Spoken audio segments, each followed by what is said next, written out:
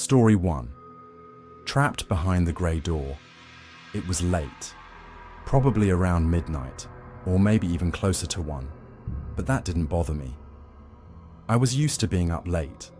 Nighttime deliveries were kind of my thing. The night had been unusually slow, no new orders, just me, driving aimlessly, windows down, and music playing as the world slept. Then finally, my phone buzzed. A delivery. I didn't even look at the details, just accepted it out of habit. It was from a 24/7 McDonald's, and the app directed me to a location about 15 minutes away. Simple, easy, but that drive, it was quiet. Unnaturally so. Not a car in sight, just the soft hum of my tires on the road and the occasional flicker of a streetlight overhead. Then I turned into what the map claimed was a business area. But something about it felt wrong. The buildings were old, run-down, cracked glass, rust-stained concrete. The grass around them was wild and overgrown, almost as if nature was trying to reclaim the place. I pulled into the back of what looked like a one-story office building. No sign, no lights. Just a grey, lifeless husk of something long abandoned. Still, I'd delivered to offices before. Night shifts, cleaners, security. It wasn't that unusual. But this place, the customer messaged me, "I see you. Bring it to the grey metal door on your side." I glanced around. No windows, no people, just a handful of metal doors. No markings, no handles, no lights. I spotted the one they meant. I replied, "All right," grabbed the bag and headed over. As I reached the door, another message popped up. "Just bring it inside." No hesitation, no explanation. I opened the door. The hallway was dim, only low-energy bulbs glowing weakly every several feet. No reception area, no front desk, just that eerie silence pressing down on me like fog. I pulled out my phone, unsure of what to do next. Should I walk deeper into the building? Then, click. I spun around. The door, it had locked. I yanked the handle. Nothing. I pulled harder, panic rising, still stuck. I dropped the bag and moved fast. The only way was forward. Suddenly, a door creaked open from deeper inside. Footsteps. Fast.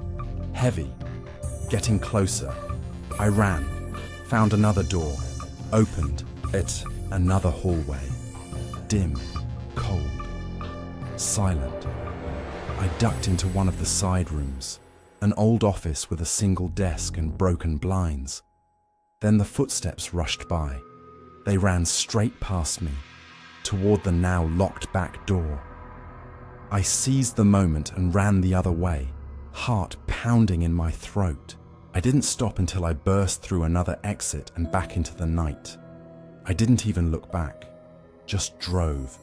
The cops didn't show for 20 minutes, and by then, whoever was in that building was gone. Later, they told me the building had been out of use for over 5 years. No power, no security cameras, no occupants. So who locked that door? And what was waiting for me in that hallway? Story 2. Cabin 3I used to work for Domino's. Only for a few months, but it was a decent job. The tips were good, and the shifts went fast, especially on busy nights. It was a little after 11 p.m. when I got the order. Last ones of the night were always a little weird. People getting dinner way too late or already half asleep when you showed up. But this one was different. The address wasn't in the usual area. Instead of the suburban neighborhoods, this took me out into the more isolated, woodsy part of town. I always thought rich folks had summer homes hidden out here, cabins tucked behind tall trees and long gravel roads. I turned where the directions told me to, The road was wide, lit by old lamps spaced far apart. Then, at the end, it split into 5 tiny dirt paths, too narrow for my car. There was a sign, "Welcome to the Frosted Oak Cabins." I checked the address again, Cabin 3. One of the signs pointed me toward it, so I parked, grabbed the pizzas, and started walking. The path was dimly lit. The lamps barely gave off enough light to guide me. For a minute, I couldn't see anything unless I was right next to one. Light, darkness, light, darkness. It was like walking through a stuttering dream. After what felt like forever, I reached the cabin. Tiny, quiet, dark. I knocked. The sound echoed inside, but no one replied. I called the number from the order. No answer, just silence. Then, a text. "I'm not there right now. The door's unlocked. Leave the pizzas on the table inside." Against my better judgment, I turned the knob. It opened. "Hello?" I called out. No reply. Just still air and pitch black. I stepped inside slowly. It was a single open room. A table in the middle and a doorway at the back. Probably the bedroom. I walked to the table and began setting the pizzas down. When I heard a creak, my eyes snapped to the bedroom door. Then, it opened. A man stepped out. Fast. Focused. "I've got your tip," he said, walking toward me. Too fast, too direct. I backed away, trying to speak, but he lunged. His face twisted in rage. I turned and ran, slamming into someone else just outside the cabin. I barely caught myself. He hit the ground. I kept running. Both of them were chasing me now, but every time I looked back, I couldn't see them. They never stepped into the light. I got to my car, slammed the door, took off. The cops couldn't track them down. They'd used a fake number, a Visa gift card. The cabin was unrented, broken into just for this. They wanted me inside. Alone. But what haunts me the most is the second man. Where had he been hiding? Watching me from the woods the entire time. Story 3.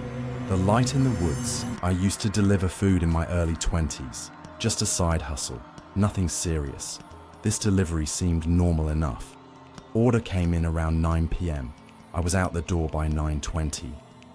Only weird thing, the address was far, like 20 minutes outside of town. Our restaurant sat on the edge, so this was taking me further into the wilderness than I'd ever gone before. But hey, people live in rural areas. I didn't think too hard about it. I hopped on what we called the highway. Not a real highway, just a long one-lane road cutting through endless trees. It was silent, pitch black, not another car in sight. Then the GPS told me, "You've arrived." But I hadn't turned anywhere. I was still on the road. I pulled over and looked around. Nothing but trees, no house, no driveway, no lights. I double-checked the address, same location on every map app. I called the number from the order. As I listened to the ringing, a light flickered out in the woods. Not bright, but definitely there. It disappeared after a second. Then the call picked up. A voice. Calm. Male. "Where are you?" he asked. I described my surroundings. "Oh yeah, you're in the right place," he replied. "There's a driveway. You just have to look for it. Might need to get out of the car." I stepped out, started to ask which way I should look. Then the call ended. No explanation. And then the light appeared again, just for a second, then vanished. I looked down and noticed what might have been a path, a thin, rugged dirt trail barely cutting through the trees. That's what he meant. No. There was no way I was walking down that. I placed the food on the ground beside the road, and as I did, I heard rustling in the bushes. Movement. I didn't wait. I jumped in my car and drove like hell back to town. What was that guy doing out there? What would have happened if I had followed the trail? I don't know, and I never will. But I never delivered past 9 p.m. again. Not after that night.